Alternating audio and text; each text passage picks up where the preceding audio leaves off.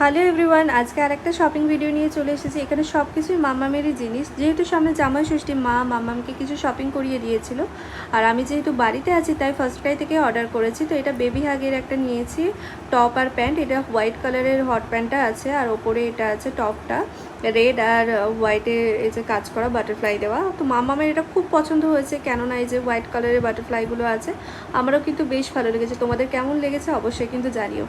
Next যেটা নিয়েছি সেটা হচ্ছে কুকি কিডসের এই শেডটা। এটাও একটা টি শার্ট আছে ব্ল্যাক কালারের, আর অ্যানিমেল প্রিন্টের একটা এই দেখতে পাচ্ছ প্যান্ট আছে। এটা সাইজটা একটু বড় নিয়েছি, কারণ সব একই সাইজ হয়ে গেলে একসাথে পরবে কখন।